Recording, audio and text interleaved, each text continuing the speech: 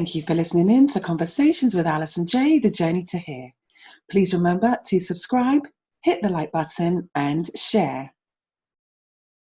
Hello and welcome to another episode of Conversations with Alison J, The Journey to Here. I'm your host, Alison J. Today I welcome our guest, Kevin Berthia. Kevin is a suicide prevention advocate. He's the young man that many saw 15 years ago on the Golden Gate Bridge, prepared to jump to his death. Today, I'm happy to welcome Kevin as a guest to discuss and to talk about suicide prevention. Oh, but they could have picked anybody's story, you know. I'm glad you said that, because when you said I'm just a regular guy and my story went viral. Yeah. But it's amazing that you saying that, because you would be surprised. You don't consider yourself famous, but before I reached out to you, because I really want to do topics and conversations that are not cotton candy. I want to do steak. I want there to be some substance to what I'm doing. And because absolutely. I myself attempted suicide, I took a handful of pills. Some of the things that I've been looking at is I wanted to reach out to Black men. Okay. Yeah. Black men I feel, do not have that much of a voice. If I wanted to get a woman on pretty much any topic, I could find a ton of them all day, every day. A million of them. Right. But when it comes to Black men and things like suicide awareness, suicide prevention, and mental health and men's health, those things I find are so underrepresented and underspoken about. And I feel that if a Black man sees another Black man that has gone through something and come out the other end, that may encourage him to seek the help he needs. Absolutely. And so I knew coming into this that with the stakes, I knew what I didn't know. No, I'm not gonna say I didn't know. I kind of knew from the start of when my story kind of went viral. In 2005, when I went to the bridge, it was different from 2013 when the story went viral, because that photo was taken in 2005. It was front page of the San Francisco Chronicle, May 12, 2005. San Francisco Chronicle, which is one of the biggest newspapers in the country. And that's when it was its first appearance, but they never had a name to that picture. They didn't, when I finally was able to come back, they put a t-shirt over my face, so they really didn't have my face. They had the back of me, so they really didn't know who I was. It's just people that was close to me knew who I was, but the society, the world didn't know who that picture was. They didn't have a name. They didn't have a name to that picture until 2013, where I met my first responder for the first time.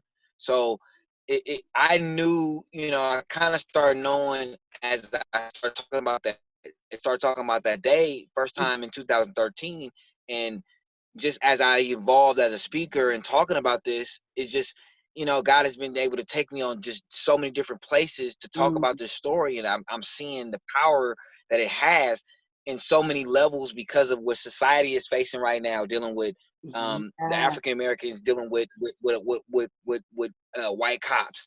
My story hits home with that. It hits home with black men who don't, that's not dealing with mental health issues. It hit home with, I mean, I can name about 100 different issues that my story alone hits home with. And I started realizing that maybe this is the reason why he picked me, because I'm humble enough to carry the story, but not make people understand that it's not about me. Like I make people understand that this is completely and 100% about God, and that the story starts, finishes, and begins and ends, and all the great parts of it are just God moments. They have nothing to do with Kevin Berthia.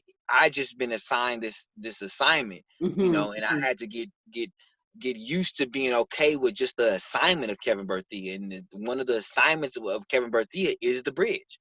It's no way of me getting around it. I've spent timeless days and months trying to figure out why I drove myself to the Golden Gate Bridge. Yes, I was in a bad place. Yes, I was overwhelmed. Yes, I had all these different things going on with me, but why the bridge? I didn't even know where the Golden Gate Bridge was. I'm from Oakland, California. It's on a completely other side of town.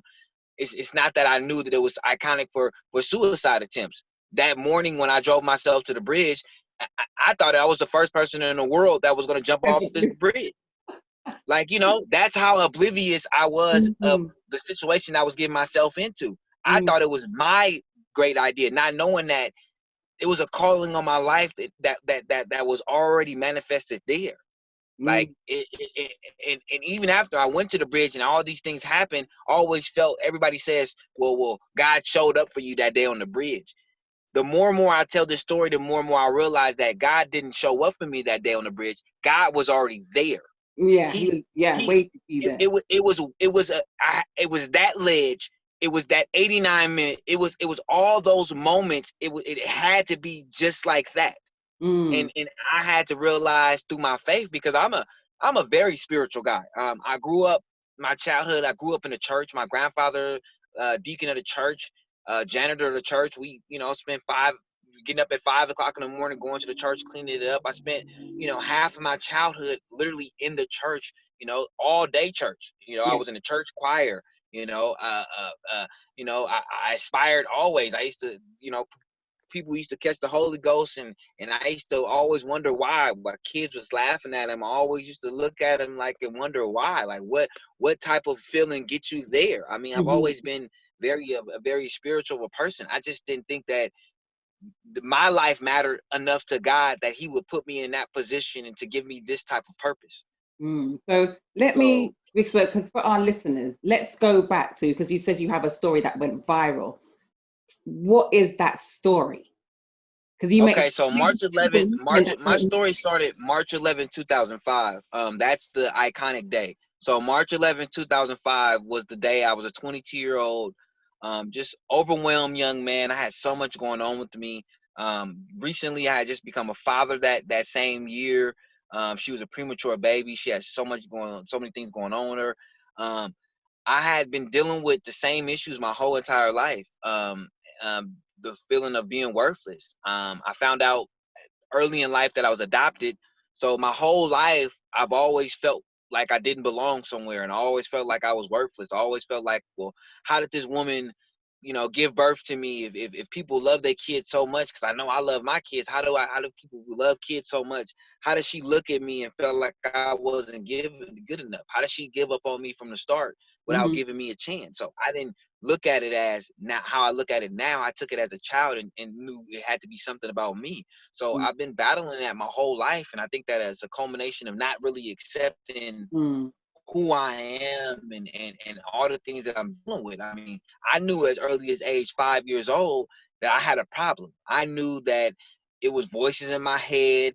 I knew that, I looked at things differently. I was overly sad, but I didn't ever want anybody to know what was going on with me. I was born and raised in Oakland, California. I mean, we talking about the toughest places. I mean, you had to be, your emotions had to be in check. Yeah. I mean, this is the places of where you had to have, act like you had it together. I mean, it wasn't about, my whole childhood. I think it wasn't until I was probably about literally 17 years old before I saw a black man cry. 17. Like, wow. I was 17 years old when I was a senior in high school when I seen my first black man cry. And is that because you think the area that you grew up in? Because I just had a podcast. People are a product of their environment, aren't they? Exactly. So exactly. You only can be where you're from. You only can. I didn't see men out here can't have emotions. We can feel, but we can't show that we feel. So you internalize it. You internalize. You're not able to wear your emotions in front of you and feel hurt and pain. You have to sustain it and make it as if you have to dehumanize yourself in order to be in order to look human in this world that we are, this environment that we live in. That's a heavy burden to bear. And it is, because it gets overwhelming me thinking of things that we see, the multitudes of things that we go through, internally, externally. It's so many things that we're up against, but yet we're taught that we have to internalize these things. And I think that growing up, and going to one of the toughest of junior high schools, where you had to, it's like I kept changing. I went to an elementary where, we ran around, everything we played and everything was okay. And then I went to a junior high where you had to be tough. Everything was about how your demeanor and keeping your checking in your emotions. I went to a high school where it was about how you looked, what style of jeans you had on, what style of shirt you had on, what kind of shoes you have on. So I'm constantly having to change as I'm evolving in life, but I'm still not identifying that I have an issue or really tapping into that I really have a problem. I'm just being a chameleon in my environment, but that's what most people do. So by the time I got to about 22 years old, you factor in, I've never handled one issue my whole entire life. Anything that ever happened to me, my parents divorced when I was 13, 1995, that crushed me on the inside. That basically was the first time in my life that I ever felt like I was adopted. Now I actually feel like adopted when my parents divorced, because that split in home triggered all these different emotions in me. Right. I had so many different things I had to deal with that led me up to when I woke up March 11, 2005. When I woke up that morning, it was like everything that I didn't deal with in my whole entire life, everything that I felt, from me, my biological mom at 16, from how that was completely a meltdown for me. I mean, I went through so many different things in 22 years. That when I finally woke up that day, March 11, 2005, it was everything. It was everything I didn't deal with hit me. It's like everything came to the surface. If you can imagine the weight, it's like you being asleep and somebody park a 18-wheeler on your chest. That's what type of pain I woke up with. And before that, I've been my own motivational speaker. I've always said, Kevin, get yourself through this. You can do this. You got this. March 11, 2005, I woke up and I said, this is it. I can't do it no more. I'm done with it. And then I finally got up. I didn't have that much money because I was in between jobs. I had so many other different things going on with me. I had lost my job a couple months before that, so I really didn't have that much money. Basically, all my coping mechanisms that I was used to, because I played sports growing up. I played 5 different sports. I was so busy with sports, I never took the time to care about how I felt. I mean, I was always so busy. It was always a practice, or it was always church, or it was always something going on to where I was always busy. Yeah, something So this was the first time in my life. Yeah, this is the first time in my life where like nothing's going on. And it's just like I woke up and I had to figure out something. I was done dealing with pain. That was my, prior to March 11, 2005, I had already attempted suicide 10 times. My goodness. And only one of the attempts people knew about when I was 19 years old. And I had to go through a hospitalization. So I was keeping in all the different things that I had going on top of 10 failed suicide attempts that nobody else knew about. So, I mean, just imagine the burdens of the things that I had going on with me. So when I got up that morning, I just was looking myself to get out of pain. I didn't even know the Golden Gate Bridge was iconic for suicide attempts. I didn't think about it. I've talked to families. I talked to all kind of people that's associated with the bridge. People have looked up this bridge for days. They've wrote letters. They've had asphyxiations, all these different things. Not me. I won't literally, as I'm pumping my gas that morning, as the pump clicked, I thought about the Golden Gate Bridge. Just like that. It was just like, boom. It was like the first thing that went in my brain. And I said, all right, I got to get there. And I was banking on just asking for directions, because we didn't have, all these famous apps and all this stuff we got like nowadays. You can put it in. I had to ask for directions, but I was saying, well, whoever I ask for directions, maybe they'll look at me and be like, he looks like he's from around here. Why doesn't he know where the Golden Gate Bridge is? Let me ask him why he's going. I don't know. I just felt in my heart maybe somebody asked me why I was going.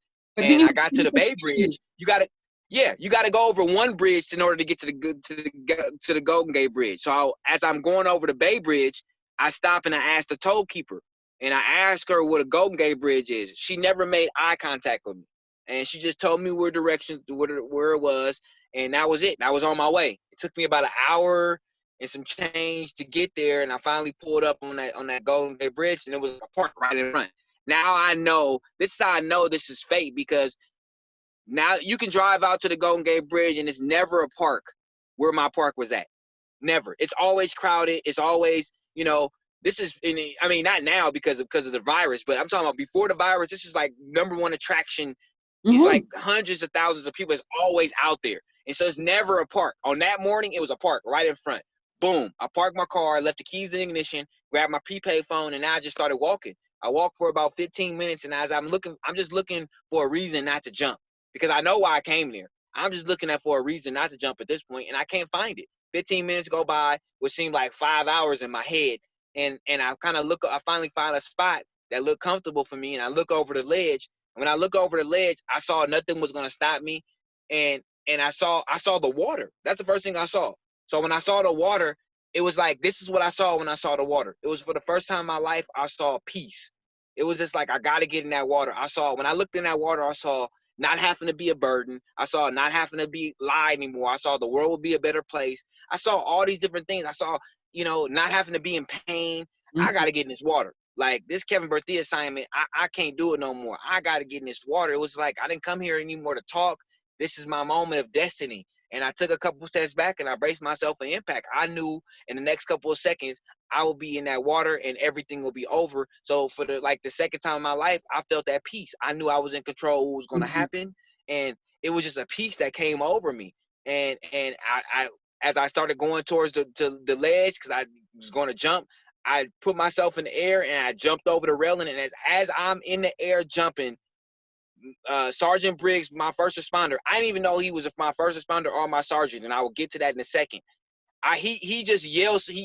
I hear something. I hear a voice, and that voice was enough to distract me from what I'm doing, because my concentration is jumping over this railing and getting in the water. As I'm in the mid-air, I hear the voice and it distracts me, and it's enough for me to grab the railing with my left arm and turn myself around on this cord. Now, this cord that I turn myself around on is the only place on the Golden Gate Bridge that has this cord that sustains it for my feet. And my feet in the picture, a lot of people, when they go back, you can Google my name, Kevin Berthia, and go look at this picture, you'll see my feet are pointing up. There's nothing inside me that's trying to just stay on this cord. The wind is pushing my back. My hand that most people think is holding on to the railing is in my pocket because I'm freezing cold. I saw that they were in your pockets. I noticed that. It's not nothing holding on. The only thing that's holding me is like I could feel the wind pushing my back.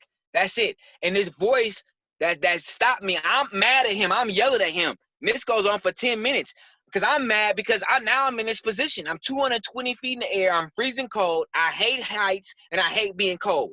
So this is the worst position I could have put myself into. Right. So, and he's trying to get my attention. I'm yelling at him, telling him, stay back, stay back. If you come any closer, I jump. Finally, about 10 minutes go by and something on the inside of me just said, why do you even care? Because it's not like he was yelling at me. He just made me feel like he was never going away.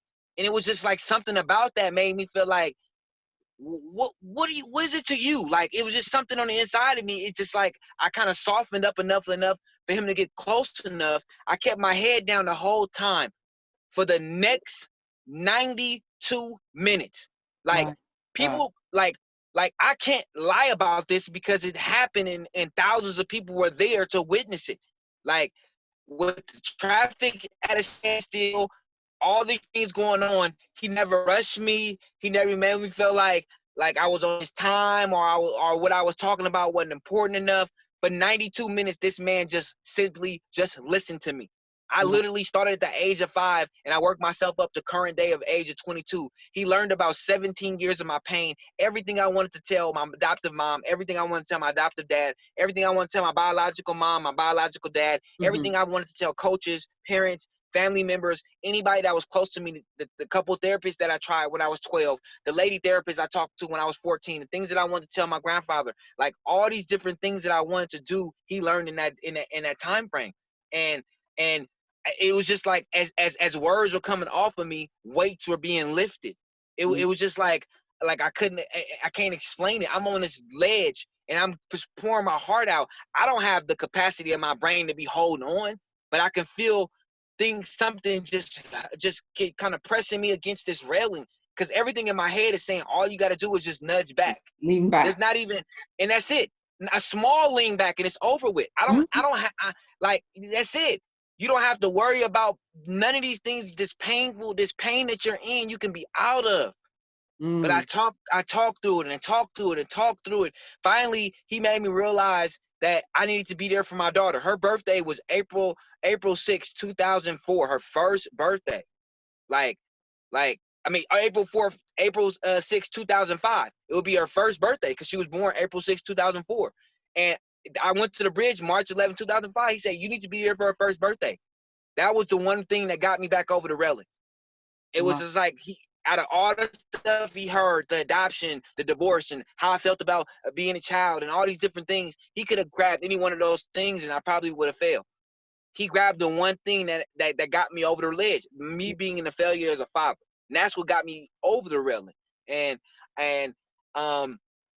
he risked me up. 92 minutes later, I got up, but I still had to make a decision because I knew all the stuff that brought me over the railing was still going to be there. But I wanted to be there for my daughter's birthday. That's all I kept telling myself. So I put my arms up. They pulled me up, and I remember the other officer pulling my T-shirt over my face, and that was critical because I ended up going to the hospital for about 14 days. I got home and I realized that my picture was front page of the San Francisco Chronicle. When I got home, my mom showed me, but the picture on the inside, it was front page. So it was like the picture on the inside of the front page, because they was talking about the story, was me walking away with the T-shirt over my face. So nobody knew it was me, but people that were close to me knew it was me. So I immediately shut down when I found out that was front page in the paper, and here's why. I spent my whole life making the world believe that I had everything going together. Like I was the jovial kid. I was the life of the party. I was the popular kid. I built myself up to be nobody. It was people in my life that never even seen me have a bad day. That's how good I was because I was a chameleon. I taught myself to be exactly whatever you needed me to be in that moment. Yeah. And that's dangerous. So where you never questioned how I felt. Yeah. Yeah. But that's what all I knew. It was my coping mechanism because I never wanted anybody to really identify and ask me how I was doing. So I made myself to show that I was doing fine so nobody would ever ask me because I was scared of that question, is everything okay? Just in case. That was my main focus growing up. Everything was coming out. If I ever was asked that question, I knew it was going to be a wrap. And that's why I always maintained this demeanor that I was the life of the party. So that nobody would ever question it. That, oh no, people couldn't believe when they found out that even now to this day when people know that I travel, that it was me on that bridge and I talk around, they can't believe it because they've never seen me upset. Wow. So when I found out all these different things and it was me on that and it was me in that paper, I knew that I didn't know what to do because I spent weeks, seconds, I spent my whole life building up to show that this person had it together, and here I am on a bridge. Then it's like, who goes to the bridge? Like, I couldn't believe it. All I kept telling myself, like, who goes to the bridge? Like, who does this, Kevin? Like, I've always been my biggest, like downfall, my biggest critic, my biggest hater. Like, this has been me. Like, and so I could never deal with it. Listen, for 8 years, somebody goes to the bridge, you think they go to outpatient, they need therapy, they need medication, they need something. I literally went to the Golden Gate Bridge, went to 14 days of in a psychiatric hospital, came home, saw that picture, didn't go to one outpatient program after that, didn't go on no medication. I went on with my life. I got married the mother of my child, from my premature child. I married her, the mother of her, literally in May of 2005. I went to the bridge March 2005. I married her in May of 2005 because I wanted to keep my family sustained because I had all these different things going on with me. I just went to the bridge. I didn't know what was going on. At least I wanted to keep my family intact. I had all these different things going on with me from that day, March 11, 2005 until May 7th of 2013, which is 8 years later. I only talked about that day, March 11, 2005, twice. I only saw that picture twice. No therapy. I went through another 10 suicide attempts in that time frame. By 2013, I was up to 22 failed suicide attempts. I went through a failed divorce. I went through my grandfather, the closest person that I can possibly imagine close to me, my closest connection to God. He died in 2007. Nervous breakdown in 2008. I mean, just a culmination of so many different things. By the time I got to 2013, I was back on my 2005 New Year's resolution was not to be alive. I was back looking up ways to kill myself, back trying to figure out how can I find a way and solution. And it wasn't until May of 2013 where my life kind of just switched. And here's the switch. Officer Briggs, who was my first responder, I never looked up at him. I never knew he was white, never knew he was a cop, never knew nothing about him. And I always tell people all the time, if I would have known he was white or a cop, conversation probably would have been a little different. But, you know, right. That's just, I'm glad I never looked up, you know. But my mom wrote him a letter back in 2005, thanking him for saving my life. She said, thank you for being Kevin's guardian that day. And he's, if you look him up, Sergeant Kevin Briggs, he's known as the guardian of the Golden Gate Bridge. My mom wrote him a letter saying, thank you for being Kevin's guardian. I'm just showing you how God works. Here we go. So he kept that letter all those years. So in 2013, the American Foundation for Suicide Prevention, which is one of the biggest nonprofit foundations for suicide prevention in America, they honor a lifesaver every year, and they have an annual dinner in New York. Sergeant Briggs, because he's saves over 200 people's lives on the Golden Gate Bridge, he was going to be honored. I didn't know nothing about this man. I didn't know nothing about him. My mom, they reached out to my mom and said, would you be willing to come present the award to him, because they were looking for a survivor or a survivor's parent. My mom, who had some health issues, she knows she couldn't go. She convinced me. She didn't tell me why I was going to New York. No way. She convinced me to go to New York. I go to New York because she don't ask me no questions. When you reached out to me and you asked me to do this, did I ask you any questions? That's very true. There were no questions. It was I don't ask questions. I just go with the flow, and whatever happens, happens when it happens. I get out to New York. I'm with the mother of my child at the time, which is probably one of my biggest triggers. She's with me. We fly to New York. I don't know why I'm going out there. I get out there. I get to the hotel room. I talk. I have a message waiting for me for the radio station. I'm thinking they looking for my mom. I called them back. They say, well, we want to talk to you about you and your 8-year reunion with your first responder. I don't even know what they're talking about. I said, let me call you right back. I called my mom up. Mom, what's going on with this? What they talking about? She said, yeah, you're out there to meet the guy in the picture. That's how I found out why I was in New York. My God. I had no idea. She knew if she told me in California, I never would have flew to New York, because I never was willing to deal with this day. I get to the facility, the Columbus Circle. We at the Jazz, this big old fancy place in New York. I got this, this tuxedo all on, looking all nice, and I'm about to meet this guy. Now I'm kind of nervous because I don't know what to expect. This guy supposedly, I guess you could say he saved my life. I don't know what kind of guy he's gonna be. If I'm gonna have to bow at him, he want me to kiss his, the ring, right? I don't know. Yeah, you know how people are. People crazy. You know how it is, man. Yeah. So I didn't know exactly what to expect. So when I got there and I shook his hand, I knew exactly in a moment how and why he saved me. It was just like instantly. It was just like two old high school buddies that haven't seen each other in a long time.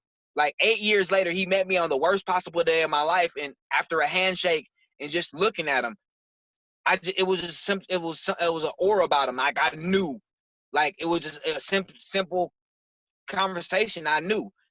To back it up, when I talked to the radio station for the first time before I met him, I talked about that day, March 11, 2005, openly on the radio for the first time with no dead air time. That was the first time I talked about that day since it happened. Now that was preparing me for what was the next step, and I had no idea. I met Officer Briggs for the first time at the cocktail hour, and we talked, and we went inside, and we went to this. It was this big facility, big building. We had a table at the bottom of it, and all these tables were stacked up. These people are some rich people in here. It's like lawyers, doctors, and all kind of. You can tell these people got money. And I'm sitting at the table, and I'm just, looking up at the audience, and Officer Briggs gets up there, and he starts talking, and the Yahoo documentary goes off that we have. And that picture of me, that iconic picture of me goes up on just big old jumbo screen. So imagine you going to the drive-in, and you got this big old jumbo screen. That's how big the screen was. So when that picture went up there, keep in mind, I've only seen this picture twice. I saw it when I got out of the hospital. My mom showed me that it was front page of the paper. And the second time I saw it was in 2008 when my ex, who I'm with in New York, at the time, she's sitting at my table with me. She showed this picture in court when we was going through a custody battle. So that was the second time I saw it. So the third time I'm seeing it is with her again at my table. The crowd on a huge screen. The crowd goes like they gas. So I don't know what they're looking at. So I turn around as they're gassed just because I bite. I'm trying to figure out what they're looking at. And I look at it and it's my photo. It was the first time I looked at the photo and I accepted that it was me in it. 8 years after it happened. I went 8 years and it was the third time I saw it. Third time's the charm. 8 years after I saw it, I looked at it and accepted that it was me. I got on stage and I talked openly for the first time about that day, March 11, 2005. I'd never been on a stage and talked about anything in my life. I've never been in front of people. I've never been on a stage in my life. And I got up there openly and talked about that day. As the words were coming out, I can feel the weight being lifted from me.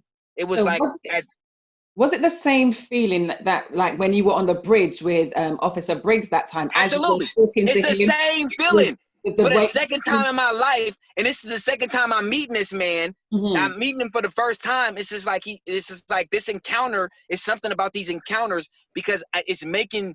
I'm literally spilling my heart. The same. I've been taught with everything inside of me to not be vulnerable ever, to not show emotions, and here I am emotionally distraught. I'm an emotional wreck on stage, telling my story.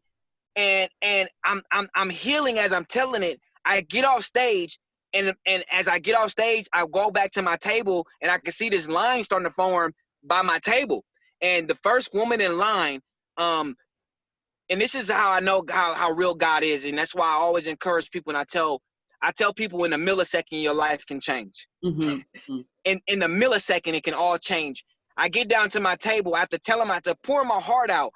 And this lady, she's distraught, and I could tell she's been crying, and I'm a very empathetic person. I can't even look at her. It's just too much to me. It's like, oh, man, come on, lady. You're killing me with this. Here. Yeah, it's like, I'm trying to deal with my own emotion. It's just so emotional time right now. And she says, no, I want you to look at me. She says, my son Jacob lost his battle 5 years ago. And I immediately put my head down like, oh, my God.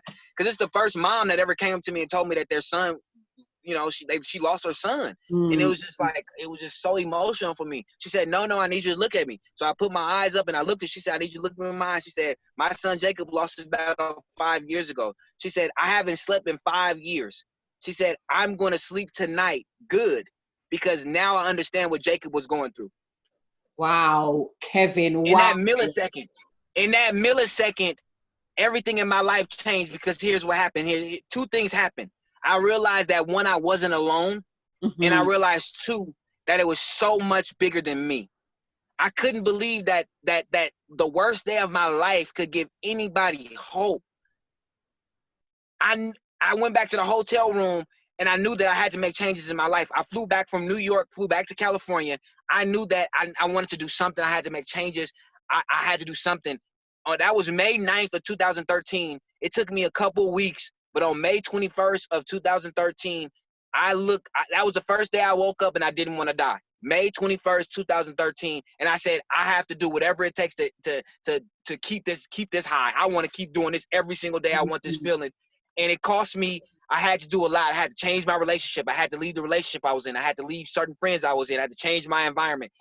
And that's why I tell people, you got to be willing to sacrifice. You can't say you want to fight for your life. You can't say you want a better life if you're not willing to make the sacrifices. And not only that, you have to be willing to make the equal sacrifices. And it's not just that. You can't say, remember that there's that expression by Einstein, the definition of insanity is doing the same thing over and over again and expecting a different result. Nope, so you can't. It ain't going to work. And that's what I was doing. Yeah, you can't say you want to change, but yet you're in the same environment. You're surrounded by the same people. You're just doing the same things, hoping for a change. That just doesn't make sense, and it's never going to happen.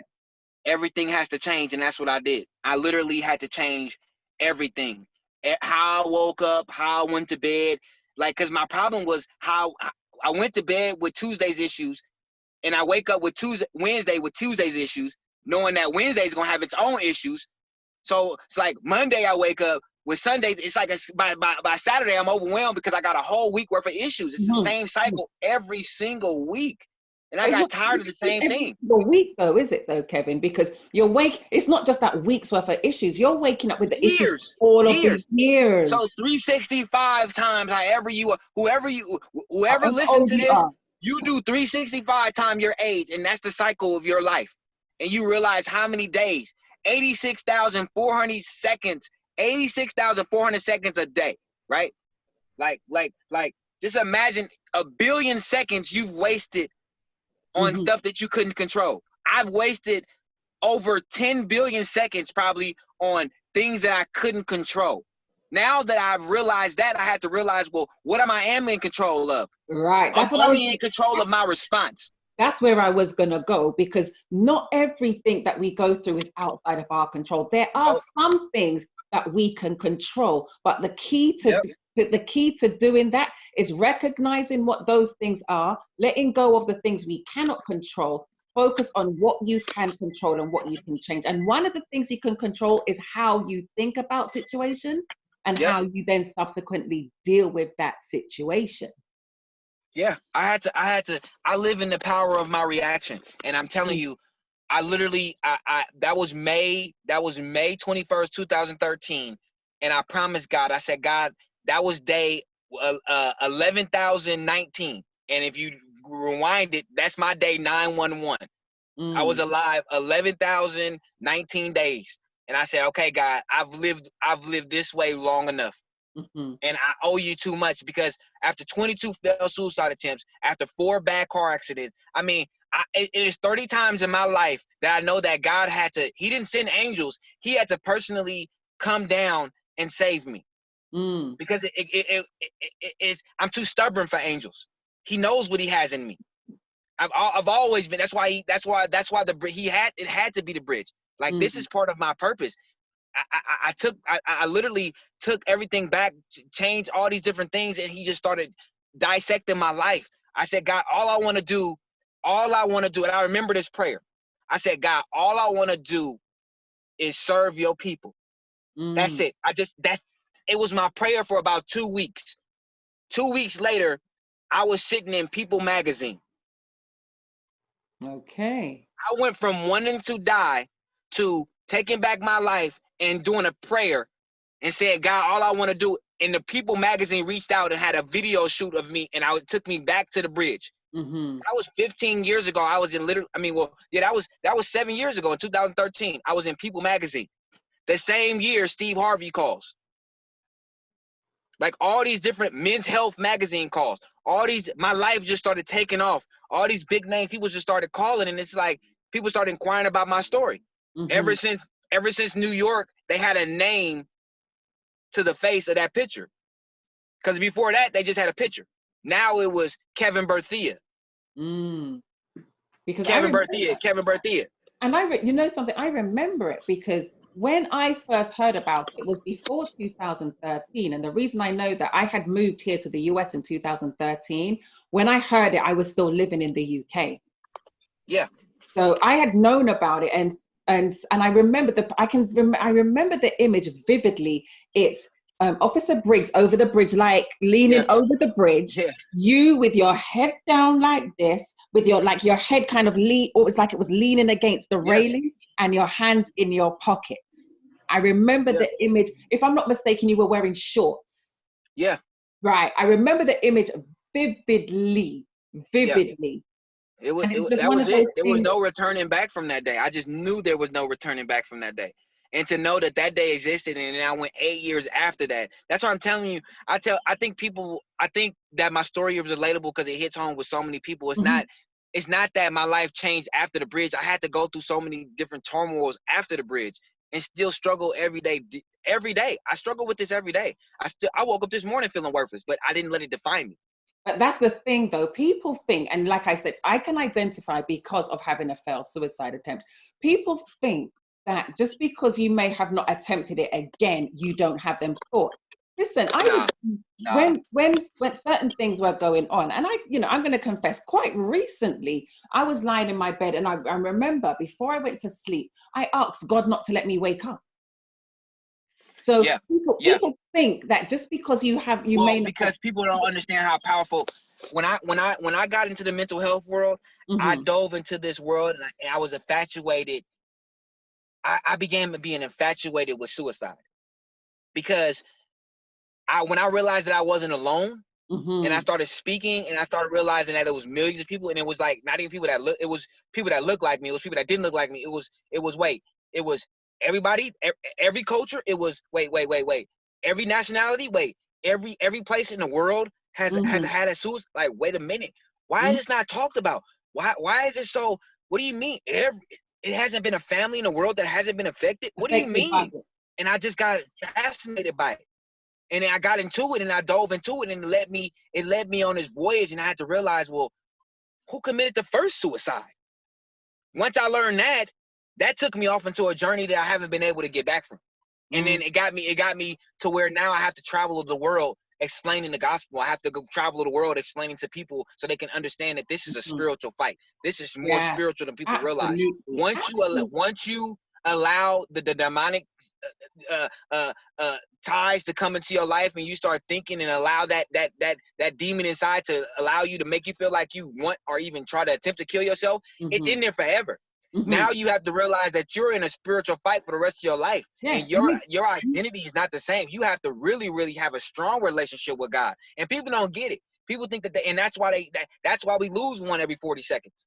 That's why the suicide rate is so high. That's why 1 million people attempt, and we lose over 100,000 people a year, because people are not taking this stuff seriously and realize that the devil was he committed the first suicide. He wanted to be just like God. When he committed that suicide, he came down in this world in darkness. Why do you think people go into the dark place? It's a dark place, and they don't see light. People always say, well, that person was love. They had everything. When you're in that dark place, you don't see love. You don't feel love. You don't feel it either. And the thing is, for nothing. I can kind of identify with where you are coming from, in the sense of you felt the rejection because of being adopted. Now, for me, my mum was raped. That's how she got pregnant with me. Wow. And I didn't learn this until I was in my late 20s. By the time I learned it and everything, it was just a case of, and then I found out that everybody in the family knew. And I already, how did I know you was gonna say?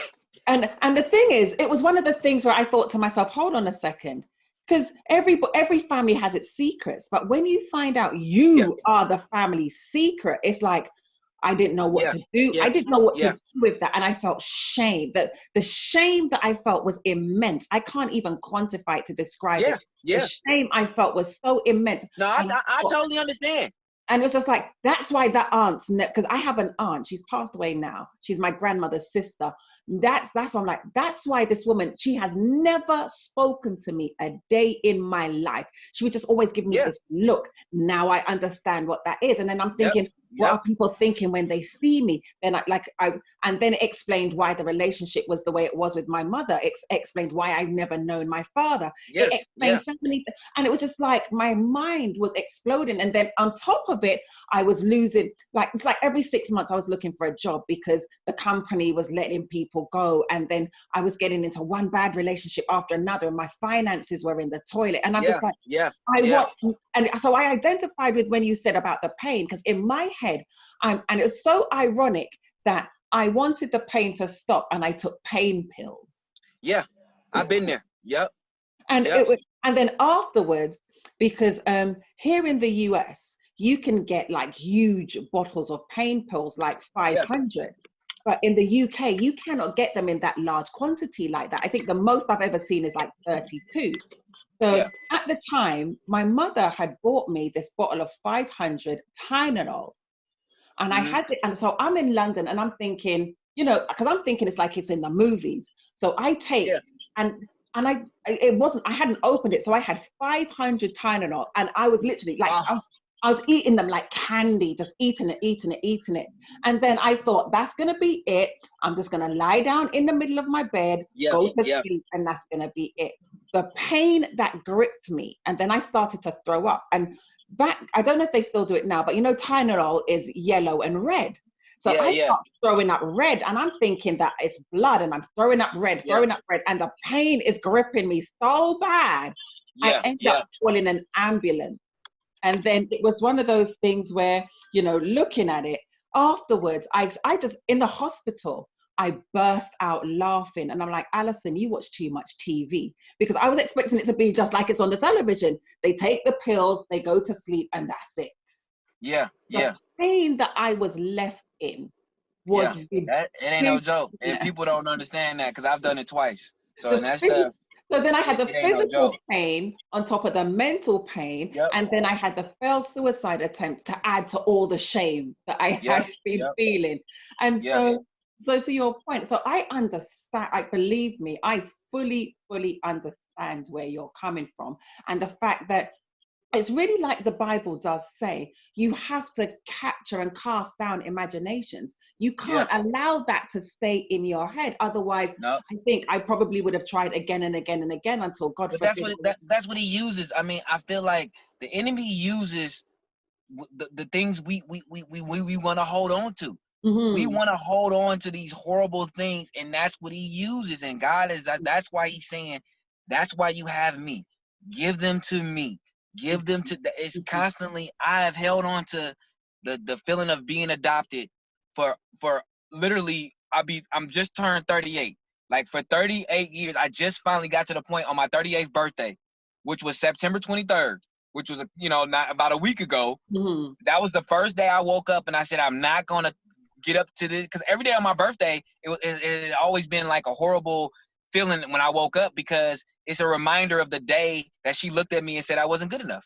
Mm-hmm. So, it's not the happiest day of my life on my birthday when you're adopted. Not for me. It's a reminder of, this is the day I wasn't good enough. Yeah. This is the day this is the first day I was worthless. If I was so great, if I'm so important, if I'm so terrific, and I'm so all these different things, how couldn't she see them?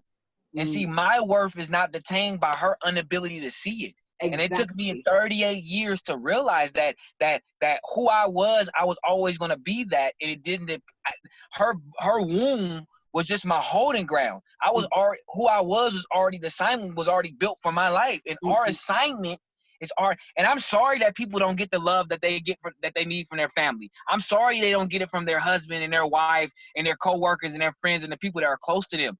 But that doesn't mean that it discredits who you are. Mm-hmm. It has nothing to do with how God sees you. God can care less about the people around you. He's looking for you to pay attention to him. And sometimes he'll put us with people that make us feel that way just so that he can have our undivided attention. Yeah, I had to learn. Yeah, because you know what? There's certain things. I remember, like when I was going through a divorce, and my little sister said to me, but Alison, if you weren't going through this, would you be praying as much? And I said, you know what the truth is? No, I wouldn't. Nope. No, I absolutely wouldn't. Because the thing is, I was at the time, and I'm actually glad it didn't happen. So, but at the time, I was praying for, Lord, please, God, please restore my marriage. Please reconcile us. Please, please, please, please, please. But it took me to, on a spiritual level, it took me somewhere different. And if that didn't happen, would I start, like you said, I would probably be putting my worth in how my husband saw me and what he felt.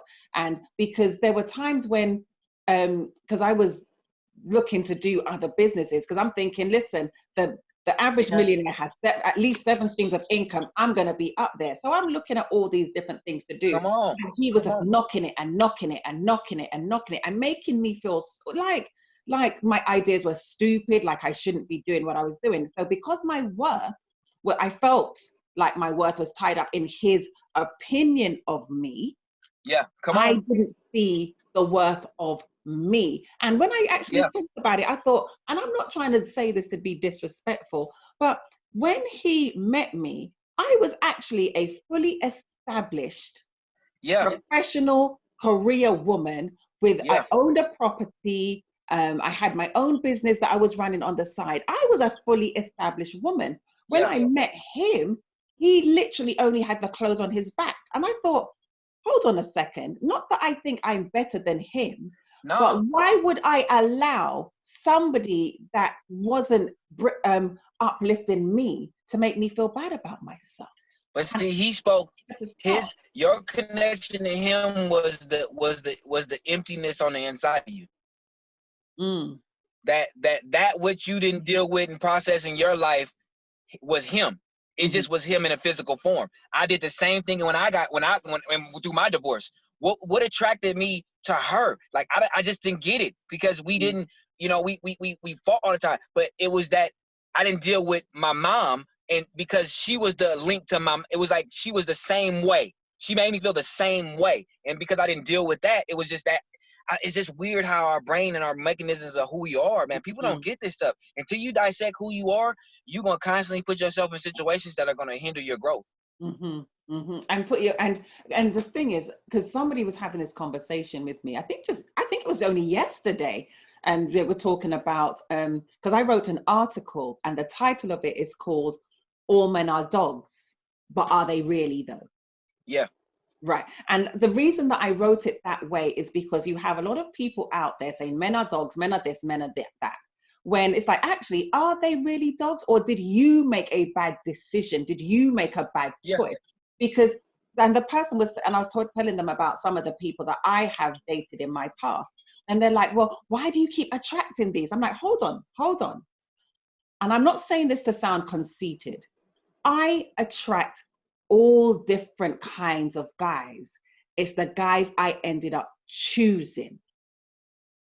That is where it came from. So I needed that's the big difference. That's the difference. That's the difference. And it's like, so it's not that. But we choose from the unhealing spot that we at.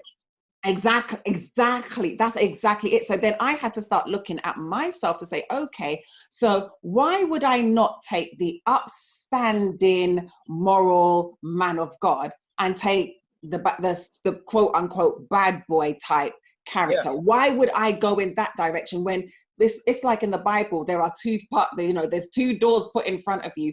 You choose the door on the left, and then you wonder why literally all hell has broken loose in your life. And then you have to think, why did I choose this door? Because I had two options presented to me. And you can go back to that day. You can go back to the moment. You can close your eyes and go back to the moment and know that you had the choice. You know it. You can know it. You feel it. Absolutely. And the thing is, it's hilarious, because one of the things I got to realize many times, like if we look in a relationship setting, right? The reason that you and the person broke up, those signs were there from the beginning. Day one. Their red flags were there, waving. Day one. You know, Day one. They're a bit like the people at the airport directing the plane with the right orange here. Things, right? They're there, waving in your face from day one. But we choose to ignore it because sometimes we're like, oh, but it's cute, and it's this, or we think we can handle it, and it's those same red flags that end up being the thing that's like. Some of them. Sometimes we trade. Sometimes is we trade something for something though. We like a lot of times. And I know a lot of people, when I'm learning this, it's one thing about a person that they're missing on the inside, and this person gives them that one thing, so they'll accept the 20,000 other things that they do wrong, because the one thing that they need is like something that needs the one healing piece that they provide, this person fulfills. So it's like, okay, well, the other 20,000 things, forget it. I'll just sustain it because on Tuesday at 8 o'clock, I do get fulfillment. Like, but the other thing, that's just how we is. But that's why I say personal healing is so important. You have to have personal healing.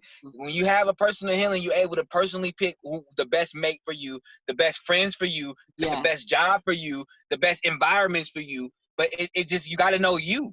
If you don't know you, you'll accept yourself and put yourself in the wrong relationship, job, friends, family, anything, all that. Anything. You put yourself in the wrong anything.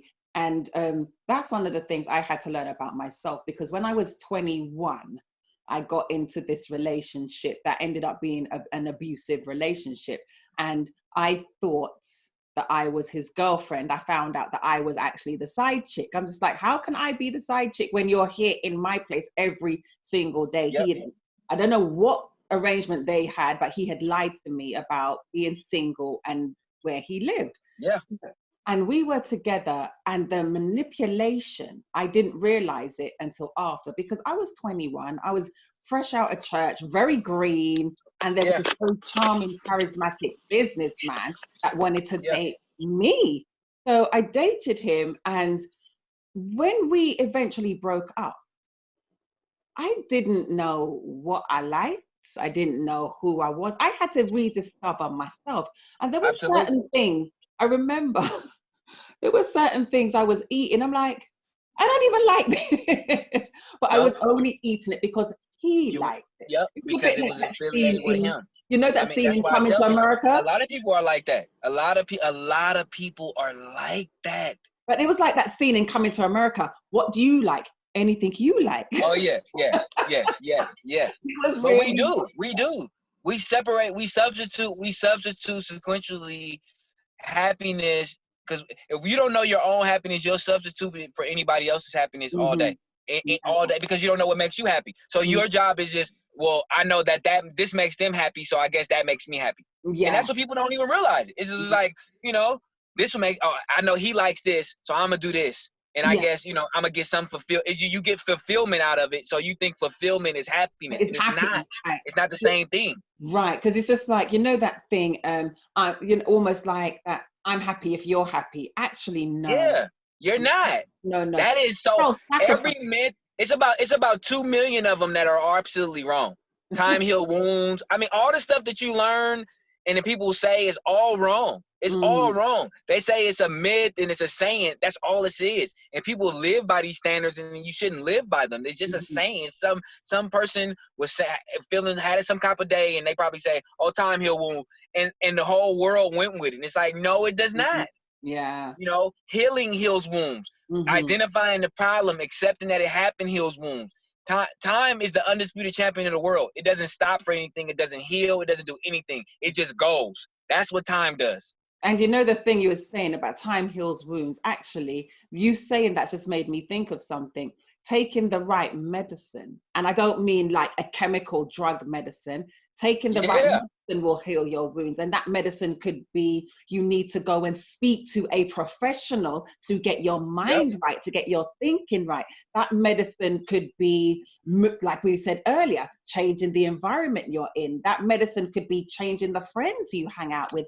That medicine could be changing the activities you do every day. So you're so right. It's not time that heals wounds. It's taking the right medicine in whatever form that medicine is for you to be healed. And I really am a big advocate for people to see a professional rather than trying to deal with it themselves. Because if you and I had sought professional help, Kevin, I wouldn't have had a failed anybody. suicide. That's why I pound the pavement hard and I make people understand, man. And that's why I'm honest as I am, because I know that if I'm lying, people are going to continue to lie. If I be honest and I be the face and I say, yeah, I'm a put together black man that looks like I can look like I have everything together, but I am a black man that also struggles with what's in the head, who struggles with borderline personality, who struggles with split personality, who struggles with major depression disorder. I'm all these different things wrapped up in this look. So this look doesn't mean anything because we don't look like what we go through. But I understand that if I constantly pound the pavement and come out and say, here I am, here's my story, this is what's going on, it will make more and more people come out and say, all right, well, I've had hundreds of guys that I know that I would look at and who I would think are thugs, like, who inbox me and tell me, man, thank you for what you're doing, man.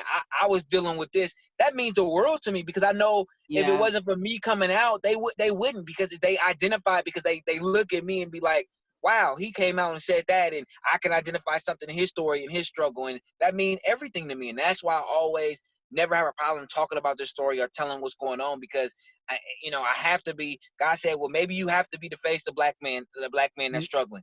Then so be it. But I gotta be okay with being that way. Like, I gotta be okay with that calling, because the buildings and the calling in my life shows me that's what he's got me doing. Like, this is astronomical. It's the reason why he's put me on the monumental, suicide bridge. Like, it's the #1 suicide site in the world. Like, it's the reason why my picture is plastered front page. It was a reason for that. It's not to show Kevin Berthia. It's just to show that in your darkest moments that God will show up for you. Like, I went to the bridge already for people, and I tell people all the time, I went there already for you. I've experienced that for you. Now let me show you how not to get to that point. And that is what I actually wanted to ask you. So I'm glad you mentioned that, to help people not to get to that point. Because I was going to ask you, what would you say to that person that's possibly in the position that you are thinking, all these things that I've been dealing with my whole life, and then the additional pressures, because you had everything you were dealing with the adoption and the relationships, and you mentioned that your daughter was born premature. So I can't even begin to imagine the hospital bills that came with that. You said you'd lost your job. So on top of all of that, it's somebody that's in that position and they're thinking, okay, I can't go on. I can't continue. This is too much. What would you say to that person? I have to really be honest. And you know, life is about the things that we're going to go through things that we can't control. I couldn't control my daughter being premature. I couldn't control me being adopted. I couldn't control the culmination of things in my life that I go through in my life. Probably 1% of them I really can't control. Like, these things just happen to us in our lives, and I had to really just get in control of my reaction. We have to really identify these things and accept that they happen. Let's not act like they didn't happen, but let's accept that they don't define who we are. Yeah. Every day presents, like, some of the greatest stories in life happen after some of the worst things happening to people. Like, you can't have and we all love a good story. We all love the great stories. We all sit back and we find glory in these great stories. But how is a story developed? In the hardest of times. There's not a good story without suffering, without pressure, without overcoming. And I think that we have to realize that if you're in that moment right now where you're suffering and you're trying to figure out, you got to realize that you're suffering for a reason. Your suffering is for a purpose. You may not see that purpose, but maybe it's not for you to see. Maybe it's for you to understand that purpose is going to be bigger than you. I didn't realize why I went to the Golden Gate Bridge, but it was bigger than me. It was. I didn't realize, the same day that I went to the bridge, March 11, 2005, they were literally inside a room deciding if they should make a barrier for that bridge. Seriously? The same day, they're having a meeting to decide if they should have a barrier. Who's to say that me being down there, a picture plastered on the front page of the San Francisco Chronicle, is enough for them to at least, the people have fought all these years to see if they can get a barrier there, and finally, the time where they're deciding, here I am on the bridge at the time. Yeah, you made the decision for them, Kevin. You made that decision. Yes, because I told them, if I would have went there and saw a barrier, if I looked over that railing and didn't just see water, yes, it would have stopped me. Yes, I would have thought twice. Yes, I know that hundreds of other people that have went there would have thought twice. And I think that's why I say it's so much bigger than us. The things that we go through in our life are so much bigger than us. So if you're in that dark place, you have to realize that you are the light. We have to stop looking for the light and realize that we are the light. We're the light for the world. And sometimes the people that, if you're living a happy life, if you're in a good place, then you need to start being a light for people in a dark place. It don't make no sense that it's 8 billion people on this planet, anybody should feel alone. Like, if you're having a great day, it's your obligation to make sure somebody else is having a great day. If you've been blessed financially, you should go bless somebody else financially. Like, there's no reason why there's all these millionaires in this world and it's poor people in the world. Like, it makes no sense. I can't understand it for the life of me. But me, he built me different. I'm empathetic. I care about the real human beings of this world, because that could have been me. I look at these homeless people on the ground, and that could have been me. I made the same decisions. I made the same decisions that he made. Same decisions that man made that's on the corner right now. I'm looking at a homeless man right now. The same decisions he made in his life, I probably made worse decisions. So why did you spare me? Why am I not in that same position that he's in? And so I remain humble. It keeps me humble. And I think that people understand that if you if your decisions, if it wasn't for Jesus, just think about your decisions. Just think about your everyday thoughts, your everyday life. Imagine if we were held to our sins. Like, it will humble you enough to make you want to be better and want better for people and humanity. And that's just where I'm at. I'm just... something that you were saying as well, every story, it goes through something. And I actually, another article, and I written it, and it's in one of my books, and it talks about, are you really ready for your fairy tale? Because everybody says they want the fairy tale, right? Yeah, So, yeah. but the title of it is, are you really ready for your fairy tale? And if we really look at fairy tales, every fairy tale has gone through something to get the happily ever after. Horrible. If we look at, what's that one called? Sleeping Beauty, right? Yeah. A curse was put on her at her christening. She had to live in exile for 16 years, stripped of her identity. Isolation. Right. Isolated, stripped of her identity, right? Come on. And then when she was 16, and when she found out that she'd been lied to her whole life, she had an identity crisis. She was trying to find out who she was.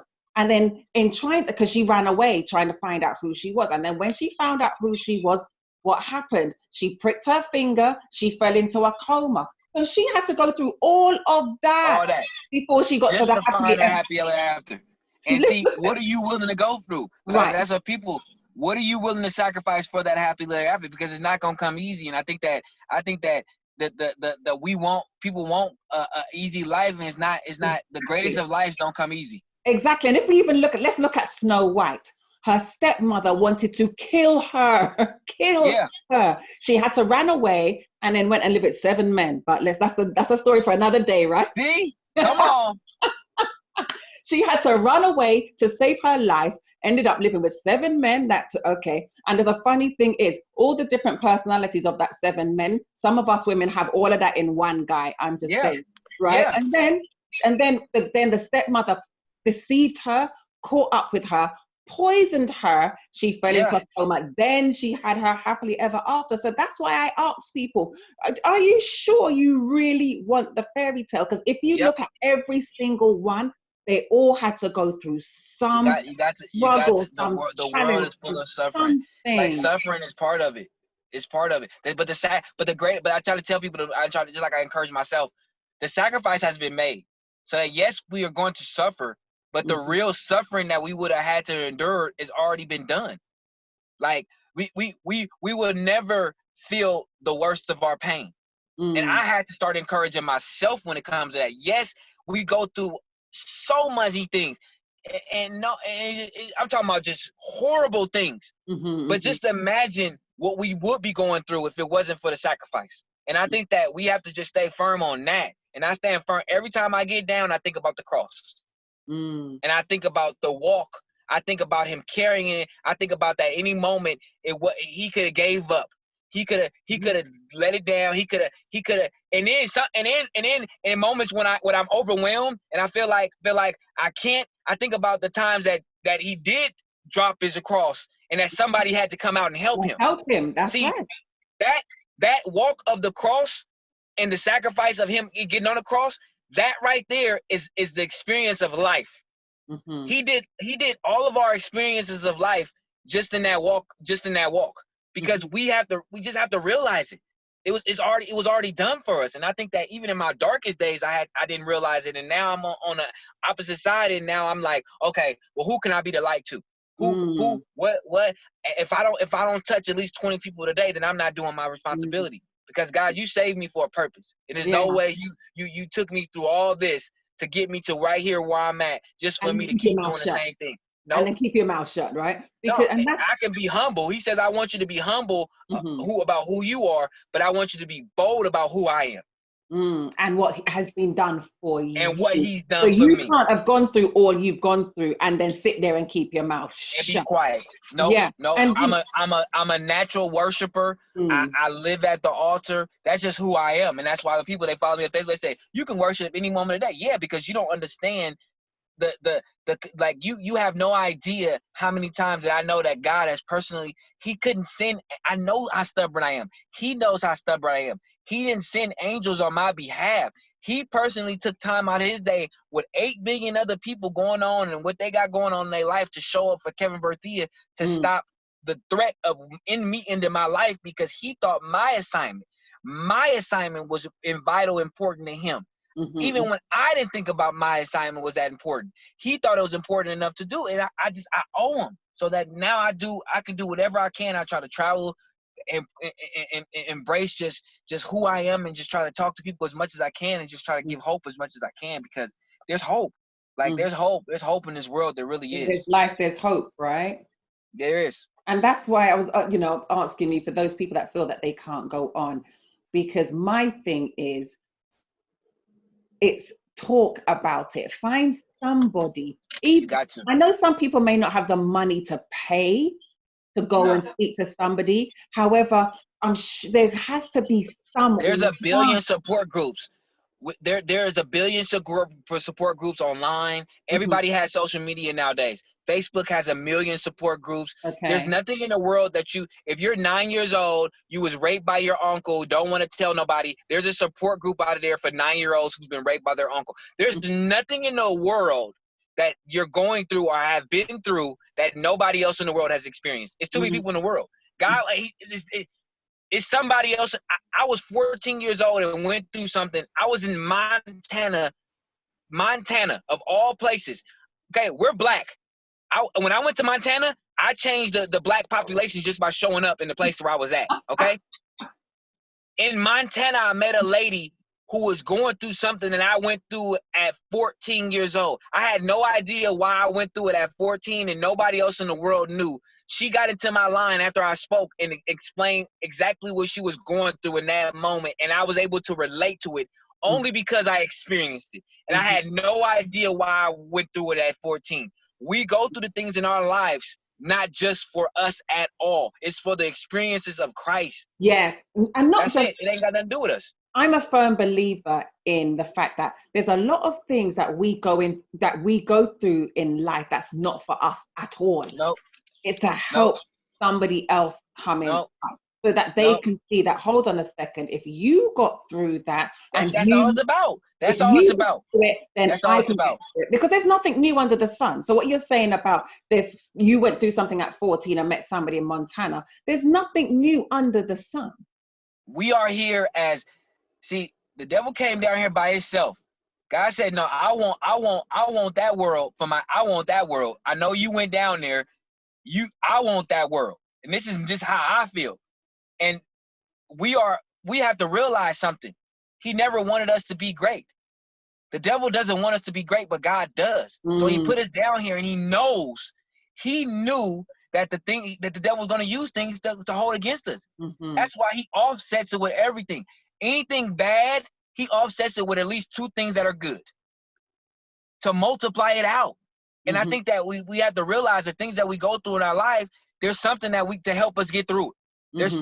There's nothing you go through in your life that he hasn't gave something.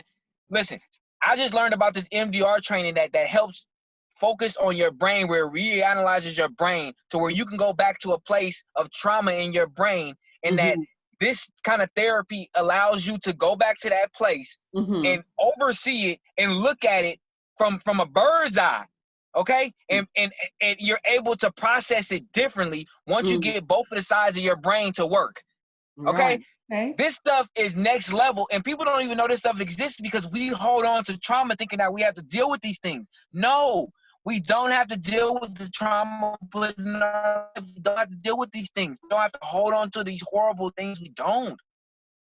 We choose to, and it becomes overwhelming because we can't sustain it. We can't deal with a lot of things. We're not built to. Like it was always his plan to deal with the burden. That was the whole purpose of the cross. The hardest things in life were meant for him to deal with, not for us. Because we don't have the capacity. We don't. We can't. The reason why people feel overwhelmed. Yeah, you're gonna feel overwhelmed because you can't. You're in a spiritual battle and you don't realize what you're up against. Like you sitting there getting beat up. You know, who wants to get into the ring with Mike Tyson in his prime? Oh no! Like just think but that's what people are doing. When you take on your problems and your issues, it's the equivalent of getting into the ring with Mike Tyson in his prime, okay? And you just sitting there taking punches and you don't even know what didn't happen to you. Yeah, you're gonna get knocked out. Yeah, you're gonna get overwhelmed. Yeah, it's gonna be a moment that eventually after you keep getting punched, you're gonna want to kill yourself.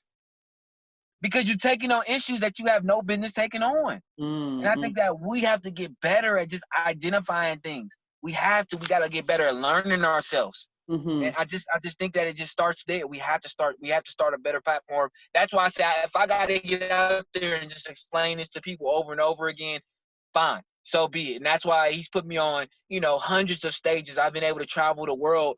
I've been in South Korea, as far as Alaska. I mean, I've been everywhere. I've been to, literally probably 38 states in the last 4 or 5 years. I've talked to, special armed forces, the Navy, the Marines. I've talked to high schools, elementaries, universities, law enforcement, therapists, clinicians. I've talked to every walk of life of people. Wow. And that's how he's designed it. Mm-hmm, Like, mm-hmm. and I'm grateful for it, because I've had the opportunity to impact people and make people challenge themselves and making them really realize, am I really listening? Mm-hmm. And not Do I only have an really agenda when I listen? it's not just am I really listening, is what am I listening to? Yeah. And that's the question a lot of people need to ask themselves. What am I listening to? Am I we figure we gotta have all the answers, and we don't. Yeah, and what am I listening to? Why am I paying more attention to the things that are weighing me down rather than paying attention to? Because you know something, I find it hard to believe that everybody's life all day, or any one person's life all day, every day, is all rain. I refuse to believe there's never been any sun, and I refuse to believe there isn't a hope. Not. Exactly. So why is it the fact that, just having to look at what are you listening to, and why are you listening to and paying attention more to the rainy days than the days when the sun was shining and you had a rainbow in the cloud? Because once people don't realize, it's just, every day is a spiritual battle. From the moment that we are born, our spiritual battle starts. Mm. And this is just me. This is what I believe. And when I start looking at life and I start to understand life more and more, we're in a spiritual battle from the moment we come out the womb. The moment we're conceived in sin, we come out in sin. We're in a spiritual battle fighting for that fleshly sin from the moment we come out. And the older we get, we are able to identify these things and able to make decisions based on either we're gonna live in flesh or we're gonna live in spirit. Mm-hmm. But the moment you realize that you're in a spiritual battle, that's why I say a lot of people just don't know. So because they don't know, they just don't know. They just living in this world, just living. But but for us that know, who are spiritually inclined and know that this stuff is real and that the demonic stuff is serious, and that there's that 800,000 people just don't die every year for no reason. Like, this is serious, okay? But people don't get it. It's some of us that really, really get it, and when we dove into it, we start really understanding it, and like, okay, I see where you're coming from, and it's up to us to try to keep, enough of us woke to really understand this is what's going on. And some people gonna get it, and some people not gonna get it. But it's not up to us to decide who gonna get it, who not. It's up to us to just deliver it. My job is to deliver the message, like to present the gospel. We're literally the mailman. Because one thing I said to somebody, because somebody said that they had a prophetic word for me and they didn't want to deliver it because it was bad news.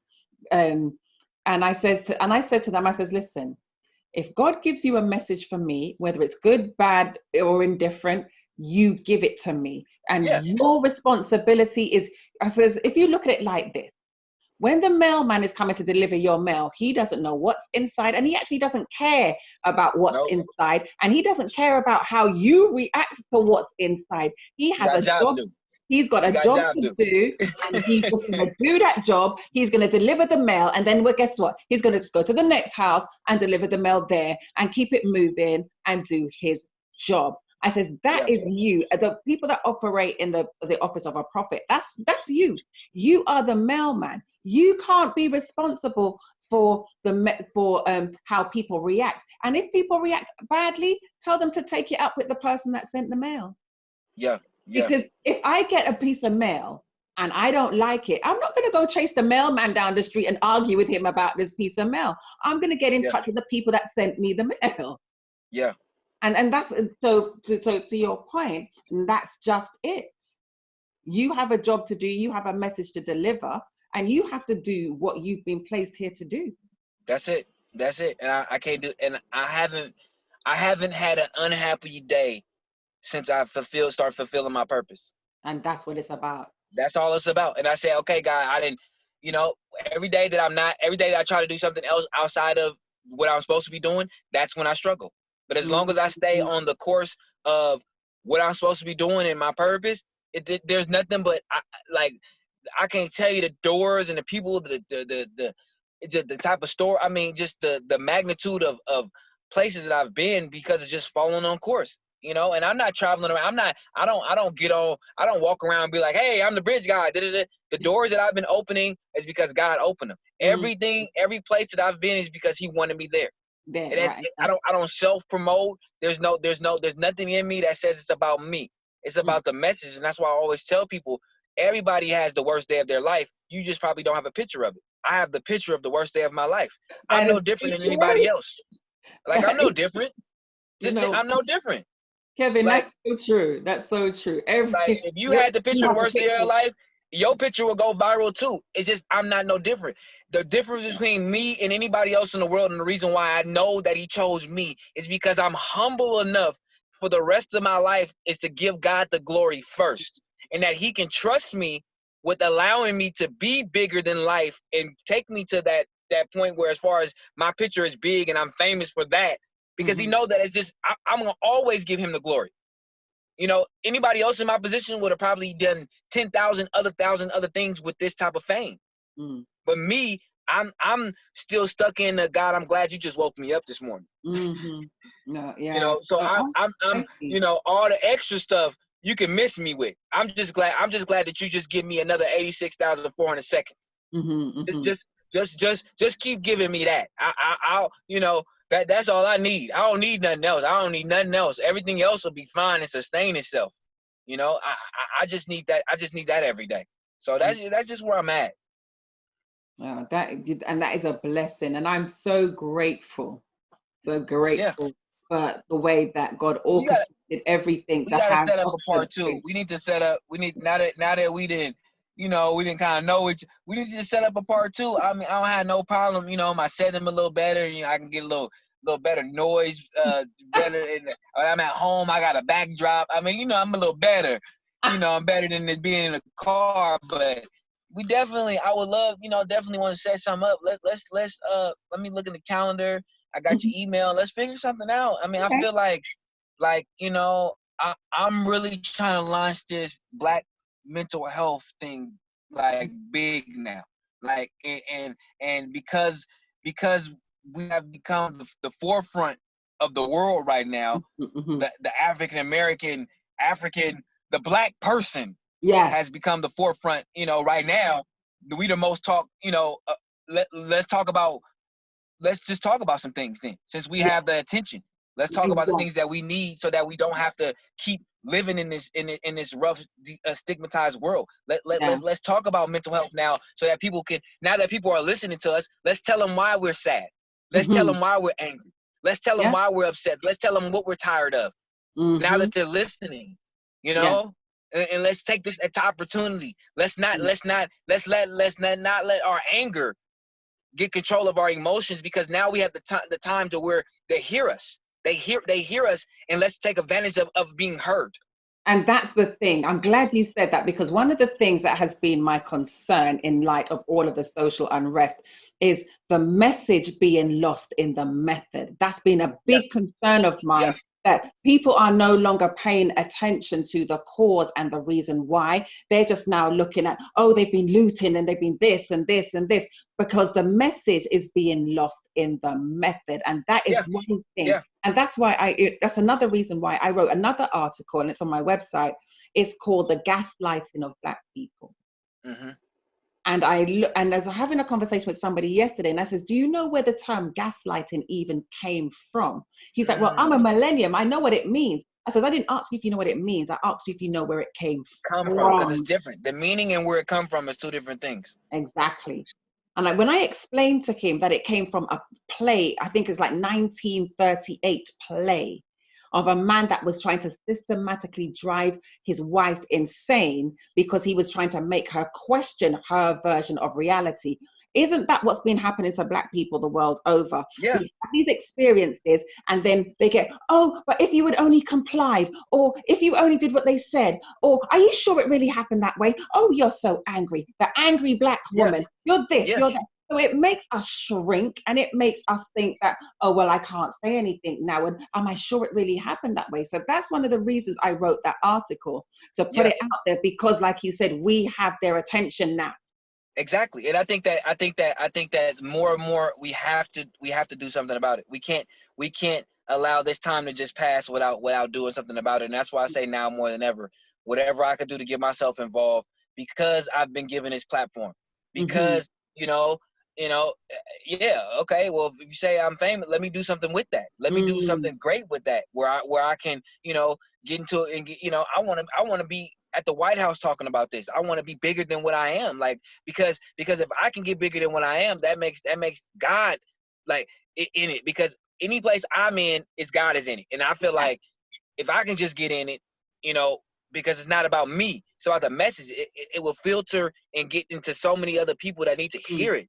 Like, they don't need to hear my story. They need to hear what God did for me, so they can believe it for them. It's not about me. And I think that you gotta understand that. This ain't the Kevin Berthia story. It's about God showing up for Kevin Berthia. That he will show up just for you, because I'm no different. I'm not no famous, no. Like, I'm more undeserving than a lot of people. So for him to take a time out for me, he definitely will show up for you. And I think that people, you just all about have to believe.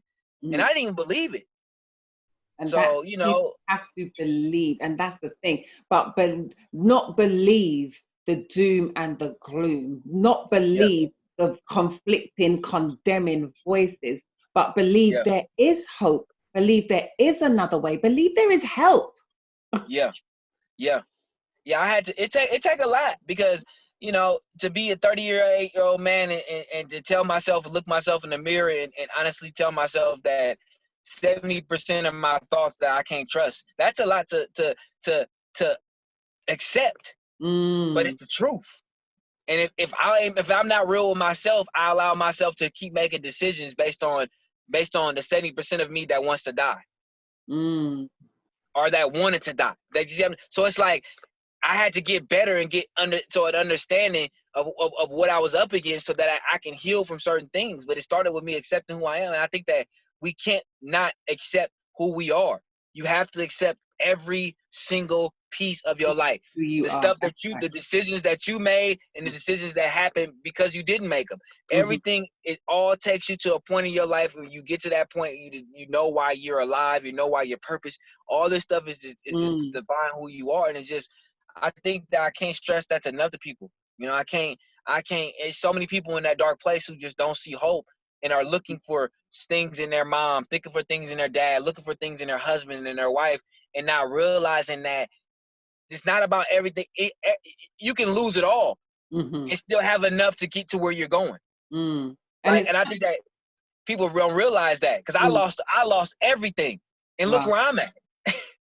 And it's, something you were saying, and I just realized the bracelet I've been wearing for many, many years, when you're talking about people, there's things that you cannot control.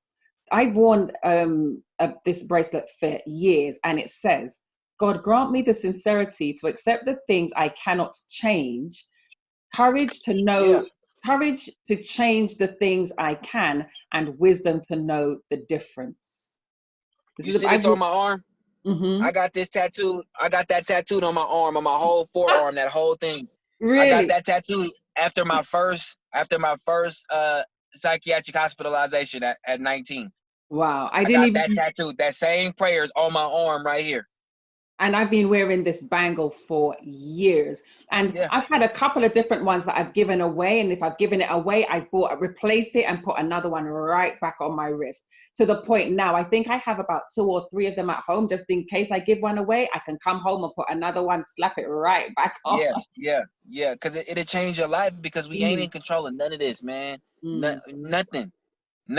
We spend so much time You didn't know your birthday. You didn't know your family you was gonna come into. You didn't. None of that stuff is all. Everything is picked. We don't know the weather. The weather can change. The weatherman tell us it's gonna rain and it's sunny. He tell us it's sunny. It's gonna rain. They tell you you can go get this and everything changes. The only constant is God. That's the only thing that does not change. Everything in life can change because this world is not ours. We down here on assignment. You know, our job is to seek, find our purpose. Once you find your purpose, you find your complacency for life, and you're able to live the greatest of life once you find your purpose. The problem is people live their life without knowing their purpose, and then people die without fulfilling their purpose. So then the world doesn't get better because nobody can do nobody else's purpose. Like there's something great about you. I don't care. We all do wonderful things, but it's something that you can do. It's something I do that nobody else in the world can do. That's just how it is. He built it just for me. It's something that you can do that nobody else in the world can do. Like, and unless you do it, it's not going to get done. Unless if I don't do this, if I don't go to the bridge, if I don't travel around the world and speak, it can be done, but it's not going to be the way it's not going to be done the way I do it. It's not going to have this much passion into it. Like, it's not going to be with this much empathy. It's interesting that you say that, because one of the things I was thinking is, if they call that the most famous suicide spot, but you are the person known for it. Yeah. That's what I'm telling you. This is how God works. He makes no mistakes. Not one. He's never made one. So when you say that, there's something that you do that no one else in the world can, that's what came to my mind. I'm thinking, hold on a second, because other people, now you understand. Other people have either jumped and sadly not survived. Other people have attempted and been saved. But there's only two of us. There's only two of us. Is that really have went to the bridge and talk about it. And it's only really the other. It's another Kevin. His name is Kevin Hines. He actually jumped off the bridge and lived. I jumped over the railing. He jumped off the bridge. Wow. Completely, and he lived to tell about it. So that's why I'm telling you, there's nothing in the world that, like, he was chosen for that. There's nobody else that can jump off the bridge and live to tell about it and have it. That's why I'm telling you, it's certain things that you're going to go through in your life. You're not going to know why you're going through them, but if you focus on why you're going through them, then you're going to miss it. Focus on the light on the light is never an illusion. Like, we go through these tunnels, the light is not an illusion, the tunnel is. Like, the tunnel is always the illusion because we're not really in that dark place. Our mind takes us there, but we're not really there. And I had to start realizing that I'm in control of certain situations more than my mind is. Because if I let my mind tell me that my mind's in control, then I'll always feel overwhelmed. I'll always feel worried. I'll always feel depressed. No, that's not the way he intended any of us to live. Not for one moment. Yeah, we need to take control of that. As I was saying earlier. You have to. Yeah, have to take control of your thoughts.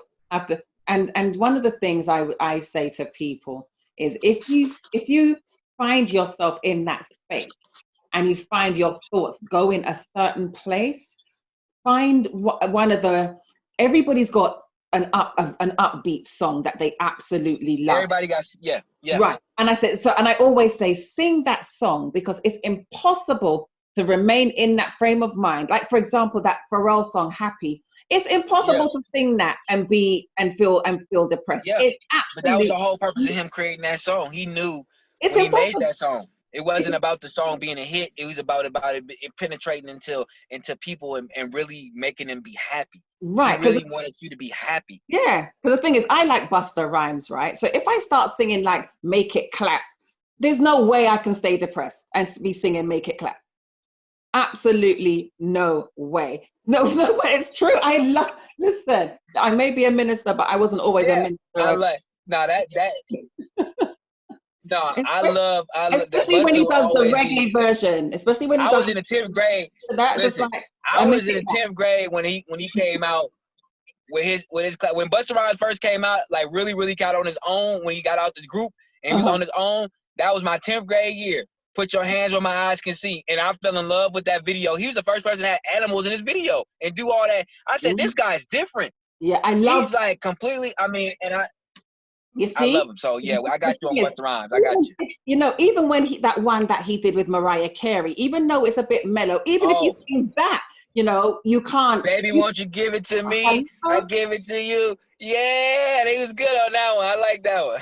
So, you know, you cannot sing a Busta Rhymes track and remain in a negative. Yeah, he make good music, man. It's just good, make you feel good music. Right, and I'm sure we've all got that artist. Even, listen, my favorite artist of all time is Luther Vandross.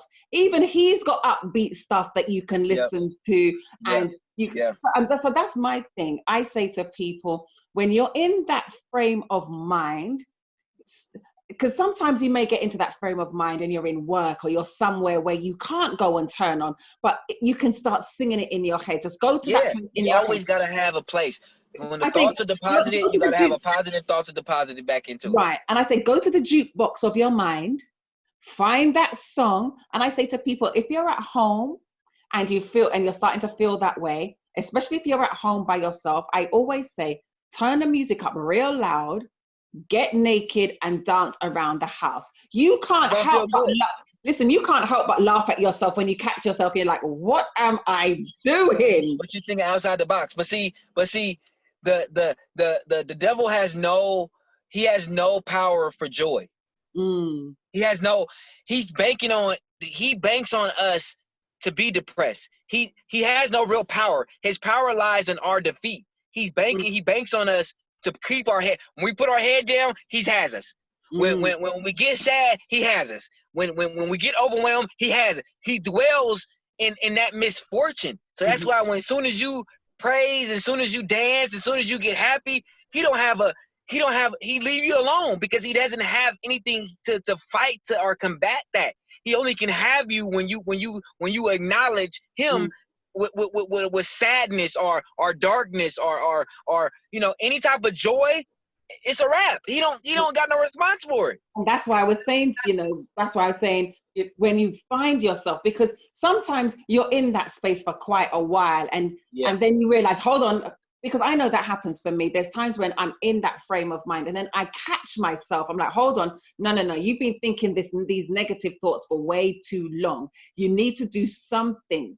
And everybody has their trigger that can get them out of that space. For me, it's music. Because that's how I am. That's how I am. Two things that outside of my mother, the two things that I love most in this world is food and music. I like to eat. Oh, Jesus help me. I like to eat and I love music. So whatever that trigger is, and I'm not saying people now go and eat and be unhealthy, but we all have that trigger. And you gotta find what works for you. The thing that's the best way, which basically, because you can do some exercise while you're dancing to something as well, get some music, put on a happy song. If you can't get to listen to it physically, sing it in your head, sing it to yourself, but do whatever you need to do. Once you've caught that you're in that space, do what you need to do to get yourself out. And when I say whatever you need to do, I obviously mean not form any unhealthy habits like sex, alcohol, drugs. I'm not saying anything like that, but find your trigger. And for most people, I guarantee you start singing that Pharrell Happy, or you start singing Busta Rhymes, or you start singing one of them Kirk Franklin tracks. Exactly. You'll get yourself. Because the key is to combat. When you're in a negative place, you can't fix negative with negative. So you have to combat it with positive. You got to pour as much, and then however much negative is in you, you got to pour that much positive into you to balance yourself out. You can't, you know. That's why people when they drink alcohol, I'm not gonna think about my problems. You're just using a negative to combat a negative. Exactly. So eventually, when you're sober, the problem is coming back, and the enemy still has you. He has you when you're drunk too, because you're not thinking about what you should be thinking about. You're not focused on what you focus on. And it's not even that you're not thinking about it. You're not dealing with what you should be dealing with. And that's when it's eating it up, because it's dealing with you. I tell people all the time, you can either deal with your problems or your problems gonna deal with you, because they dealing with you. Whether you know it or not, they're eating you up on the inside. So you can act like they don't exist. You can act like it's all good. It's eating you up on the inside and eats you up every single day. And you don't know what's going to trigger it. And that's the scary part. That's why I say you have to handle your problems, because you don't know what your triggers are. If you don't know yourself and you don't know what your problems are, then you don't know what your triggers. So every single day you're waking up, don't even know what your problems are, don't know what your triggers. You're entering into a world, you're triggering yourself constantly every single day, and you don't even know it. And you get home and you overwhelmed, you're dealing with so much, then you feel like you need to leave the world, and because the world needs to be a better. It's like all these things start from you not realizing that who you are. And once you realize who you are, you realize the things that you don't like, the things that you hate, the things that you don't need. But that all goes into who you are. But because you can change. You can't. You overnight. I can tell you all the time, your life can change in a millisecond, because mine did. Like at a snap of a finger.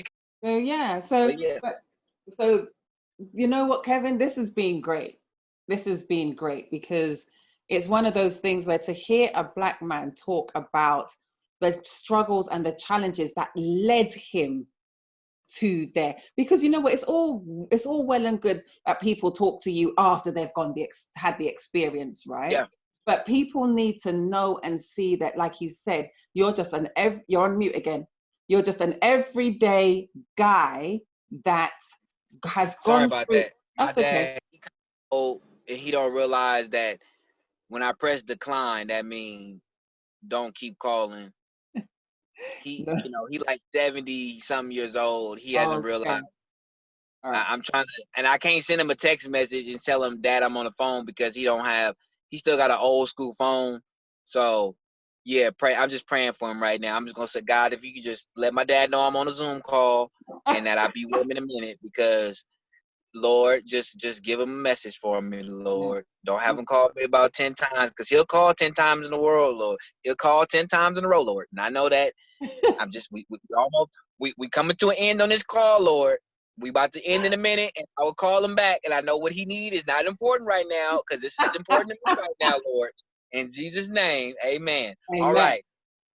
So no, I was just saying that, hearing a man talk about the challenges and the struggles that he faced that led him to that point, and the depth of what he was feeling, and then and the honesty of, because some people would look at it and think that ever since the day you were saved from the bridge, that you've just been doing this ever since. But the honesty, that's like, actually, no, it took 8 more years.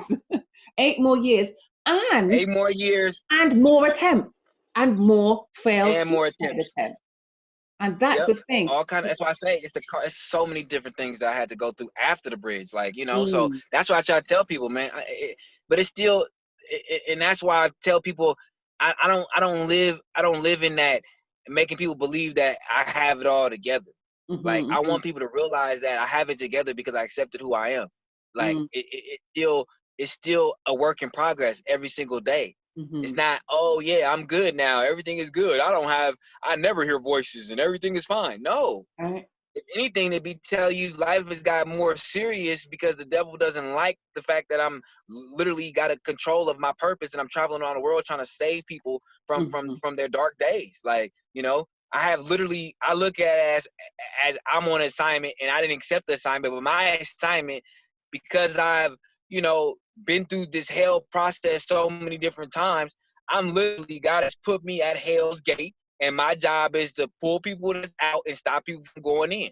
And that's just who I am. And I know that that's my calling into this lifetime, and my purpose into this world, to literally get people from going into these dark places. And if they are there, to pulling them out, to stop them from getting there, and then for pulling them out if they're there. And that's what I've been where my success is. I mean, I've had hundreds of family members and so many people that I've been able to have the opportunity to just talk to. And it's not me pulling these people out of these dark places, because I'm too empathetic of a person. I hear half of this stuff people tell me, and it melts me on the inside. It's me allowing myself to be available for God. That's why when people say, I don't know what to tell people, I never know what to tell people. But it's me saying, God, I'm available for this moment, for you to use me in order to penetrate, to get to this person. It's not about us in those moments and not realizing what to say. It's about just being available. Yeah.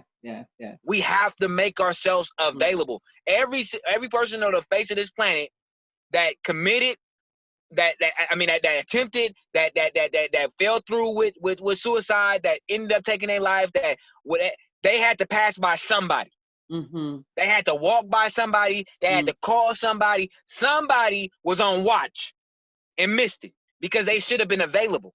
Because we spend so much time in, oh, that's not my problem, or I don't know what to say. I don't want to get caught up. Not knowing that it is our problem. It is your problem. It's not about how we look. It's not about you know, that I don't know what that person was going through. Or any individual on the face of this planet deserves the same thing that I get. The same thing that I got. They deserve it. Why? Because they're a child of God, just like me. God woke up every individual the same. He don't see their faults, just like he don't see my faults. He don't see them smelling like urine. You see them smelling like urine, but he loves them just as much as he loves you. And it's not about status quo, who you are and what we do. It's about he just loves us as is. No warranty at all. And it's So, like I mean, you were saying, so when you were on your way to the bridge, and when you said that you passed people and you had to go over the Bay Bridge, and you asked the lady for directions and she didn't even make eye contact with you. Exactly. And that's the thing I was thinking, all you needed to have stopped you from getting to the bridge was somebody to see you. That's it. That's it. That's it. That's it. That's it. And that's the thing that, especially now more than ever in the world that we live in, where that was 2005. Now that we have social media and everybody lives on their phone, just imagine. I went to Chicago last year and I got the opportunity to speak in Chicago, and I was in downtown Chicago and I was just jokingly on live, and I said, you know, it's crazy how I'm walking by people and it's been 25 minutes and I've been walking down downtown Chicago and I haven't made eye contact with one individual. Wow. And I was just making a joke. But then I said, okay, I'm going to lay on the ground in the middle of, and it's on my live. I can literally go back to my Facebook from last year and go to my live. I laid on the ground in downtown Chicago in front of the Trump Tower and just laid there. And I was wondering to see if anybody would just ask me if I'm okay. And I laid there for 5 minutes on live and nobody said nothing. Seriously, like for real, seriously. This is what I'm talking, but this is the society we live in. Everybody's so busy with their own life and their own problems that we don't identify and realize that we're all struggling with the same thing, and that's why we have to be there for each other. Wow. You laid, but wow, I'm speechless at the fact that I laid there literally on live, and I was sitting on live, and I was saying, I'm just gonna lay here. I'm gonna see if anybody asks me or anybody say something to me. I'm gonna see if anybody nothing. But that's what I'm saying. That's my point. Everybody was so like, it's just a man on the ground laying down to everybody. But to me, that's a child of God, and he may need help. But see, everybody doesn't look at it like I look at people. To everybody else, I'm just some crazy guy laying on the ground. Not knowing that maybe I just need just the slightest of attention, the slightest little bit of acknowledgement. Just be seen or we just got to get better. We just got to get better. Wow, I wouldn't have thought that would have happened. But then, having said that, you know what? I can actually believe it. I can believe it because I'm sure I've probably been guilty of it, seeing somebody and just kept going on my day, going on with my day. So unfortunately, and I think especially in this day and age, because for example, I remember, was it early last year or the year before, my mother, myself, and two very dear friends, we were out for breakfast and we saw this man fall. But because he was an elderly man and we saw him fall, we all rushed to help him. But if we had just come out and seen a man just lying there, I would like to think we would at least ask him if he's okay. Yeah. But see, that's why I say it's hit or miss. Like probably 1 in 100 people like have the real compassion that they should, that's built already inside of them. We were created with compassion. So it's not like we have to search so far for and dig for it. We're built with it. And to be honest, to me, I feel like we have to fight not to care about people. We do, because God created us a certain way. Like we're created in the likeness. Like there's no way he's going to create us and not have us be caring individuals. So the fact that we have hatred on the inside of us. The fact that we can look at somebody and they can be anything else because of how they look. It's like, come on. Like, it just, I have never identified to understanding the way the world is my whole entire life. Yes, I'm a black man from Oakland, California. Yes, you know, all these different things, but for me, I don't see it. So it's different for me because I've lived my life different. I've had several run-ins with law enforcement that were horrible, but because my life was saved by law enforcement, and because now I've gone and I've spoke to other law enforcement, I've got an understanding that these people are human beings, and that we put too much on the understanding that are they trained right? No, absolutely not. They are human beings that get put in a situation that they want to go home to their wives and families too, and that they're humans and they don't think about situations, and the first thing they do is panic and they grab their guns. Does that make it right? No. But this is what you have to understand, that when they're not trained right, the impulse of moments can change, and that people's lives are going to be taken because people aren't trained right. It's too easy to become law enforcement. They don't have to go through a scrutinize of tests in order to before they get guns. So you expect them to think logically in situations when they're thinking about their 3-year-old that's at home, name them one to get home. Like, it's not like that. Are some of them racist? Absolutely. And that's why they have to be scrutinized and go through more tests before they become law enforcement, before they sworn into oath to protect and to serve. But there's so many things we have to do better before we start blaming the individual. We deal with the effect in the world instead of dealing with the cause. My purpose in the world is to show people to deal with the cause. Stop dealing with the effect. We look at, say, man goes and kills 100 people. We say the man is horrible, forget the man. But we never question or say why.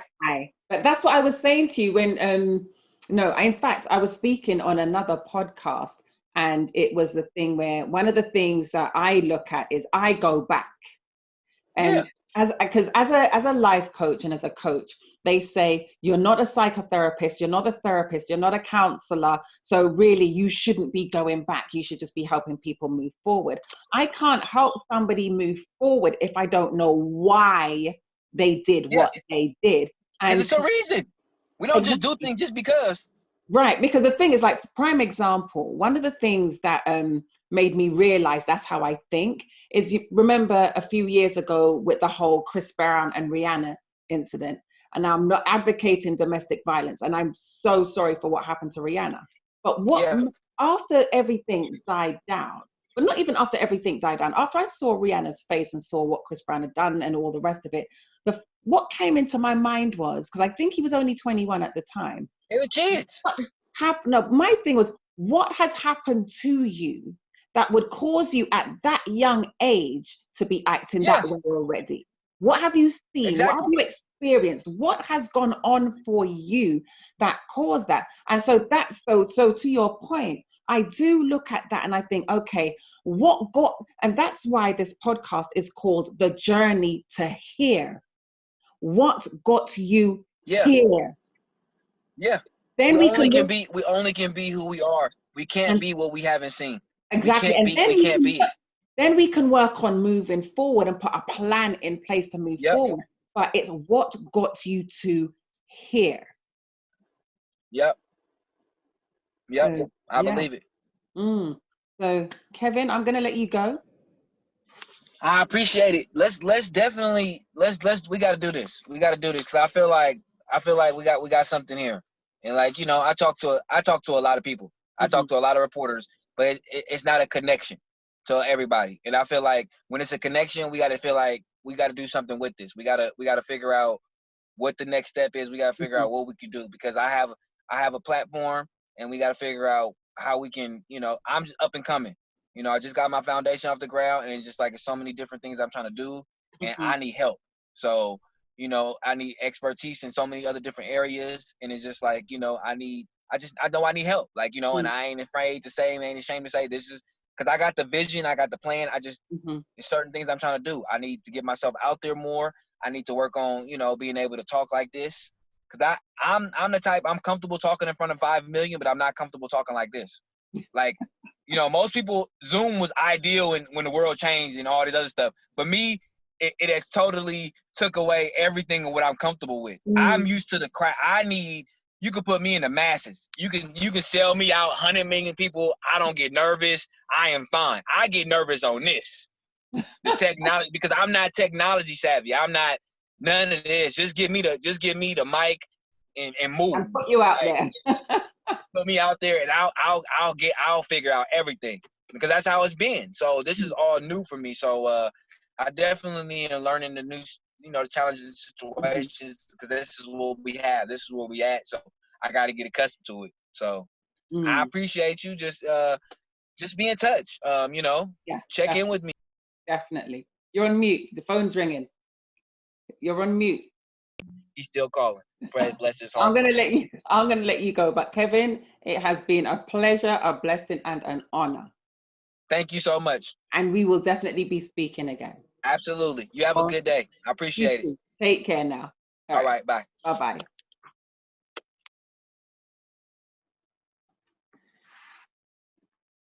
Thank you for listening to Conversations with Alison J, talking about suicide prevention and suicide awareness.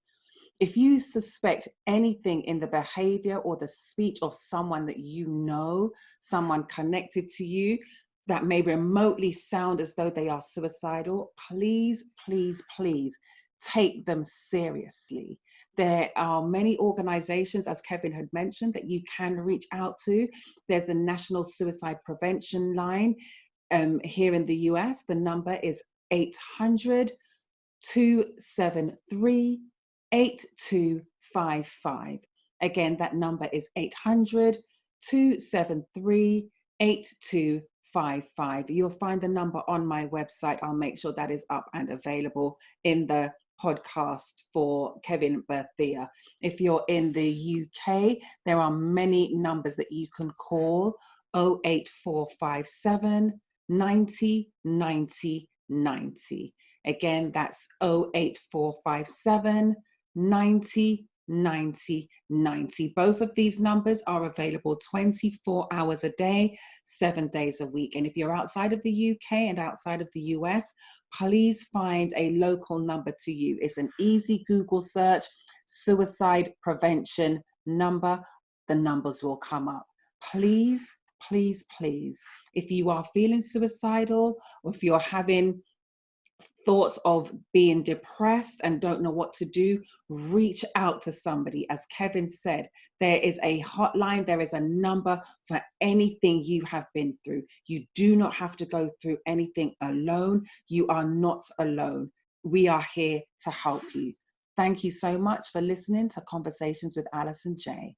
Until the next time.